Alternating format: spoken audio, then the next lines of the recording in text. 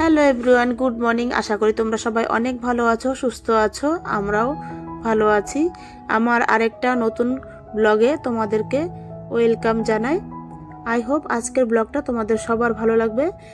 আর এখন সময় হলো সকাল 6:30। তো আমি 6:30 থেকে আমার ব্লগটা শুরু করলাম। আর দেখতে দেখতে কিন্তু 2023টা শেষ হয়ে গেল। রাতটা পোহালেই কিন্তু 2023 শেষ হয়ে 2024-এ আমরা সবাই পা দেব।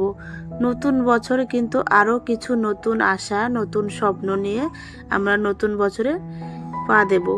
আশা করি এই নতুন বছরটা অনেক অনেক ভালো কাটুক। সবার ঠাকুরের কাছে কামনা করি সবার মনের আশা পূরণ হোক। আমার বন্ধুদের সবার মনের আশা পূর্ণ হোক। যে যা স্বপ্ন দেখে সবই যেন পূরণ হয়। পুরনো স্মৃতি ভুলে গিয়ে আবার নতুন বছরে আমরা যেন ভালোভাবে সবাই কাটাতে পারি। পুরনো বছরে যেইভাবে আমার পাশে ছিলে, আমার সাথে ছিলে আমার বন্ধুরা, আশা করছি এই বছরও, এই নতুন বছরটাও একইভাবে আমার পাশে থাকবে, আমাকে সাপোর্ট করবে আমার বন্ধুরা। বছরটা পাল্টায় কিন্তু বন্ধুরা কিন্তু কখনোই পাল্টায় না। আশা করছি আমার বন্ধুরা আমাকে আগের মতোই একইভাবে সাপোর্ট করবে। তো আমরা সবাই পুরনো স্মৃতি, দুঃখ, কষ্ট সমস্ত কিছু পিছনে ফেলে দিয়ে আমরা যেন সুন্দরভাবে সবাই একসাথে হাত ধরে একসাথে সবাই যেন আমাদের পথটা এগিয়ে যেতে পারি। তো অনেক কথায় অনেক গল্প তোমাদের সঙ্গে হয়ে গেল। তোমাদের সঙ্গে গল্প করতে করতে কিন্তু আমার অনেক কাজই হয়ে গেল।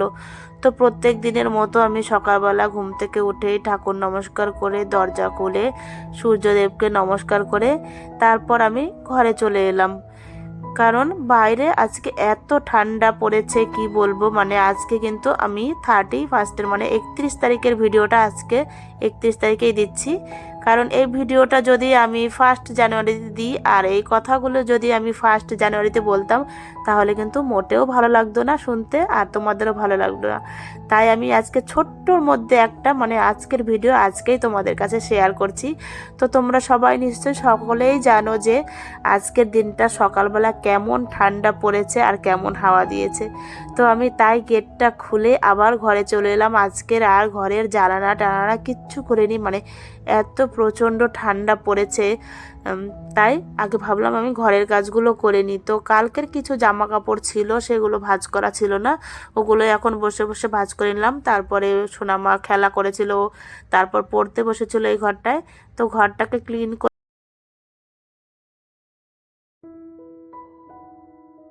আমার মনে হয় এই বছরটাই, আজকের দিনটাই সকালবেলায় বেশি ঠান্ডা পড়েছে।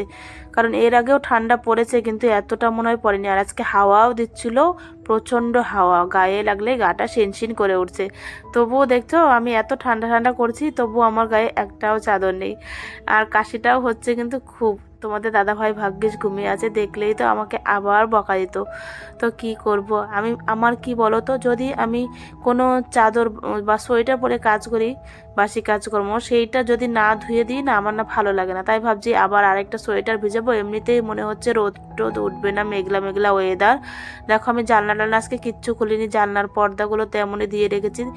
এমন আছে বলে ঘরটা একটু গরম আছে, যদি জানলাগুলো খুলে দিই না তাহলে কিন্তু ঘরটা একদম ঠান্ডা হয়ে যাবে।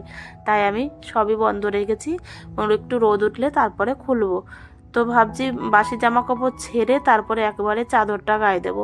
তো এখন আজকে কাজ করে নিই আগে, তারপরে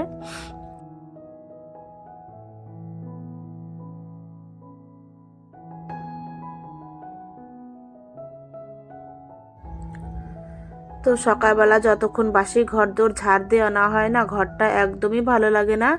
তো আমি সব সময় চেষ্টা করি আগে ঘুম থেকে উঠে বাসি ঘর দোয়ার ঝাড় দেওয়ার। আর বেশি বেলা করলে আমার একদমই ভালো লাগে না। এই বাসি ঘর দোয়ার রেখে দিলে, বাসি ঘর উঠোন এগুলো যদি বেশিক্ষণ রেখে দিই না, একদমই ভালো লাগে না এগুলো। একটু বুদ্ধি আর সামান্য পরিশ্রম করলেই কিন্তু সংসারের কাজ অনেক সহজ আর সুন্দর হয়ে যায়। তো তেমনভাবে আমি সবসময় বুদ্ধি করে আর সুন্দর পরিশ্রম করে আমি সংসারের কাজগুলো করে নেওয়ার চেষ্টা করি। এতে কি বলো তো, সব দিক দিয়েই ভালো থাকে। তো দেখো তারপরে ঘরটর ঝাড় দিয়ে আমি বাইরেও চলে এলাম। এখনও কিন্তু রোদের কোনো দেখাই নেই, দেখো অন্ধকার অন্ধকার মেঘলা মেঘলা ভাব। তো বাইরে কিন্তু প্রচণ্ড হাওয়া দিচ্ছে। আমি তাড়াতাড়ি করে তাই ভাবছি উঠোনটা ঝাড় দিয়ে ঘরে চলে যাব। ঘরে গিয়ে বাসি জামা কাপড় ছেড়ে তারপরে একটা চাদর গায়ে দেবো আগে, তারপরে একটু চা করে খাবো। না হলে না আর পারছি না, সকালবেলা থেকে এতটা ঠান্ডা পড়েছে। তোমরা নিশ্চয় সবাই জানো যে 31 তারিখে কেমন ঠান্ডা পড়েছে। সবাই মনে রাখবে যে বছরের শেষ দিনটা যে এইভাবে ঠান্ডা দেবে, সত্যি মনে হচ্ছে যে এবার 31 ডিসেম্বর। আর রাত্রে সবাই তো ফিস্ট টিস্ট করবে, সকাল থেকেই অনেক জায়গায় পিকনিক করবে আজকে। তো আমাদেরও এক জায়গায় যাওয়ার কথা ছিল, সেটা তো আর হলো না এই ঠান্ডার জন্য। কারণ আমার এত কাশি হচ্ছে, সোনামার এত কাশি হচ্ছে কি।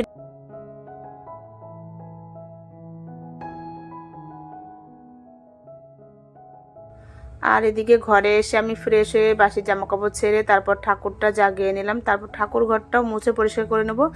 আর তারপর করব চা। আর সকালবেলা ঠাকুরটা জাগানো হয়ে গেলে অনেকটাই কাজ হয়। তার থেকে সব থেকে বড় কাজ যদি পুজোটা আমার হয়ে যেত, কিন্তু এত সকালে কি করে হবে, এখনও তো ঘর দুয়ার মোছা হয়নি, কিচ্ছু হয়নি।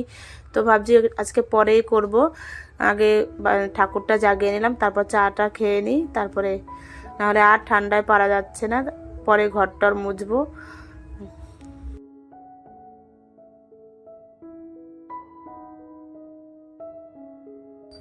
তো আজকের দিনটা মানে 31 তারিখ আর 1 তারিখ, এই 2 দিন কিন্তু সবাই খুব মজা করবে, পিকনিকে যাবে, ঘুরতে যাবে, সবাই খুব মজা করবে।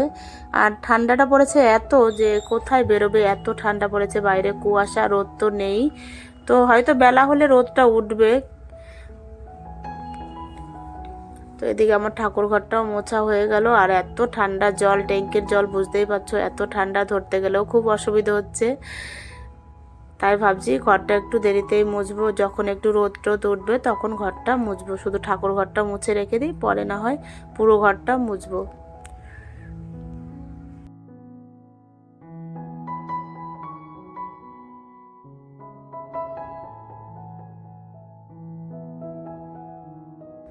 আর এদিকে কেক এনেছিল রাত্রেবেলা, তো সেইটাই কেটে নিচ্ছি। সকালবেলা আজকে চা দিয়ে খাওয়া হয়ে যাবে। আর সকালে একটু লিকার চা করে নেব। দুধ চা তো বন্ধই করে দিয়েছি, মাঝে মাঝে 2-1 দিন খাচ্ছি, আর বেশিরভাগ দিনই লিকার চাই খাচ্ছি। তো এদিকে দেখো চা করে নিচ্ছি, আদা, তেজপাতা, গোলমরিচের গুঁড়ো দিচ্ছি, কারণ এত কাশি হচ্ছে না, গোলমরিচের গুঁড়ো দিয়ে আর আদা তেজপাতা দিয়ে চা খেলে না একটু গলাটা খুব ভালো লাগে, আর গলাটা প্রচণ্ড ব্যথা। তো চাটা খেলে একটু ভালো লাগছে। তো দেখো দুপুরবেলা তারপরে মাছ নিয়ে এসছে, তেলেপিয়া মাছ আর বেগুন ভাজা আর ফুলকপি আলু ভাজা করব আজকে। এবছরের মনে হয় আজকে মনে হয় প্রথম আমি করলাম ফুলকপি আলু ভাজা, এর আগে করা হয়নি একদিনও। মানে এখন আর কোনো সবজিতে কোনো স্বাদ নেই, একটুও ভালো লাগে না। ভালো লাগে না ফুলকপি, ভালো লাগে না বাঁধাকপি, কোনো কিছুই ভালো লাগে না। তো এদিকে দেখো আমার রান্না বান্না কমপ্লিট হয়ে গেল।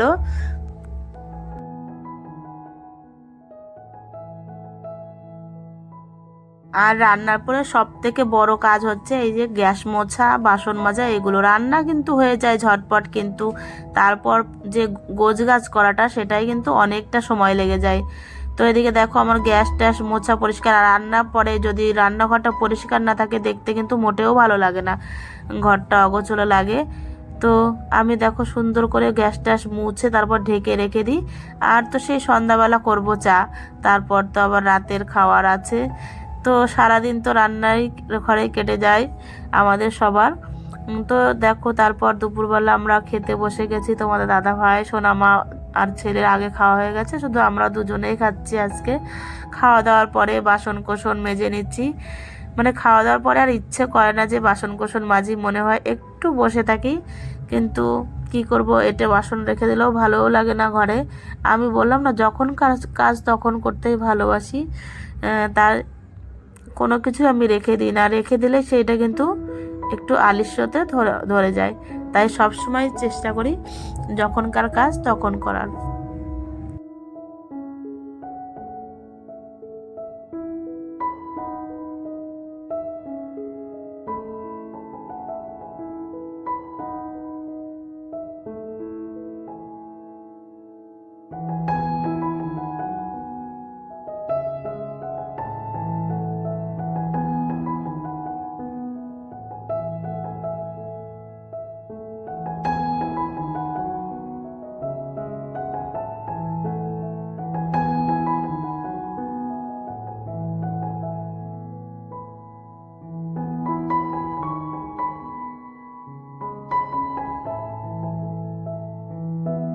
তো তারপর খাওয়া দাওয়ার পরে একটু লেবুর রস করে নিচ্ছি প্রত্যেক দিনের মতো সবাইকে দেওয়ার জন্য।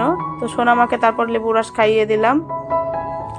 ও খাওয়াতে যে এত জ্বালায়, টিভি দেখছে আর খাচ্ছে, টিভিতে সবার শর্ট ভিডিও দেখছে আর খাচ্ছে। দেখো এখনকার বাচ্চারা বলতে এমন, টিভি আর ফোন এই দুটো না দিলে কোনো কিছুই খাবে না। মানে এক গ্লাস জল খেতে গেলেও এদের টিভি আর ফোনের দরকার পড়ে। তো তারপর দেখো সোনামাকে লেবু রসটা খাইয়ে দেওয়ার পর আমি আবার ছাদে চলে এলাম জামা কাপড় নিতে। আর আজকে একদমই রোদ দেয়নি, জামা কাপড়ও শুকোয়নি। কালকের যা কিছু ছিল সেগুলোই মোটামুটি শুকিয়েছে। তো আজকের কোনো জামা কাপড় শুকানো সবই তুলে ঘরে রেখে দিই এখন। তো আজকের মতো ভিডিওটা আমি এখানেই শেষ করছি, আর বড় করলাম না। ভালো লাগলে কিন্তু অবশ্যই একটা লাইক, কমেন্ট আর শেয়ার তো হবে না, তো তোমরা লাইক করো আর কমেন্ট করো, তাতেই হবে। এইভাবেই তোমরা যেমন আমার পাশে আছো, পাশে থেকো এইভাবেই। তো এই বছরের শেষ ভিডিও দিলাম, আবার সামনের বছর ভিডিও নিয়ে আসবো তোমাদের সামনে।